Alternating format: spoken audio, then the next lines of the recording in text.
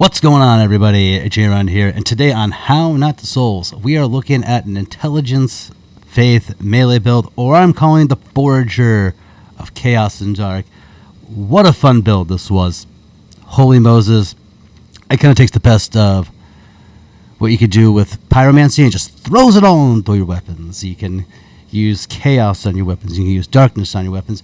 If you want to cast spells, you can cast spells. I chose just to put on buffs on everything just so I can maintain the theme of melee, which I thought it was well worth the time. So let's take a look at our stats. We can break it down a bit, and then we can, move on. So Calabasa 123, and that's what we're working with on our stats. The only thing I would possibly change on this is adjusting the strength and the dex, probably putting a more balance between the two, because we are two-handing a majority of our weapons. So we'll equal out. We do have strength weapons. We do have dex weapons involved. So kind of giving them as much as we can out of what we can do would be better.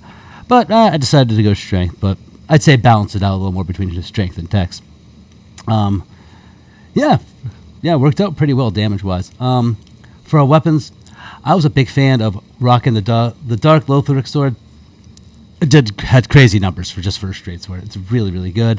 We had an unbuffed choice on the Heavy Claymore, but the heavy hitters that you would use in a pyro build were here. I would say Onyx Blade, that you'd use that on a pyro build, and I'm a dope, and that's the only thing that you probably put on from a pyro build.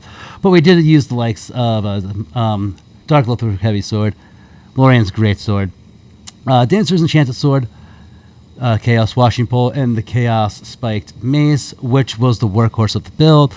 Also involved, I had a plus 10 Simple Cestus to regenerate FP and have some nice parries, along with our Pyromancy Flame, and a controversial choice of having a dual catalyst in the Crystal Chime, so we can cast Miracle and Sorcery-based buffs, and Lotharic Knight Shield, which is the shiznit. Fashion-wise, this is what we rocked. Carlos hat, Firekeeper robe, Black Knight gauntlets, and leggings. And when we wanted to get more into the nitty-gritty, we threw on the Black Knight armor. Fashionable and sturdy. Keep that in mind. Prisoner's Chain, Havel's Ring +3, and Collapsing Ring were pretty much my standard rings. And Lingering Crest Ring was good for weapons that I buffed, but I also utilized the Farron Ring, Pontiff's Right Eye, Lloyd's Sword Ring, and the Ring of Favors. I used those two when I didn't have the Prisoner's Chain. But that's how that goes.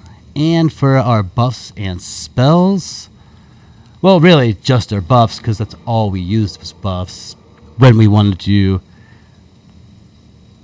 cast. So we had Power Within, which I've never actually dove down that path before.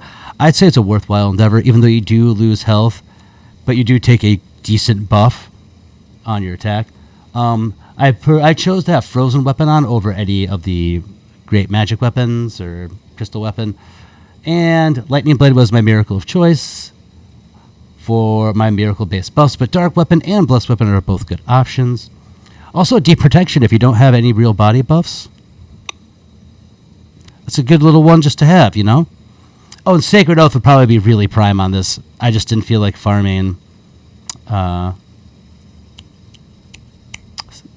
Warrior of Sunlight Talismans, or whatever that is, the Covenant item.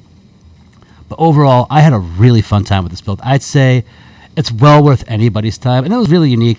I think this would rock in PvP, hands down. People would be surprised at the amount of damage you were doing and the variety of weapons, really, that we had stacked on. But I'm interested in what you would think and what you would do with this. So anyway, guys, thanks for watching. Hope you enjoy the footage, and I'll see you later. Peace out.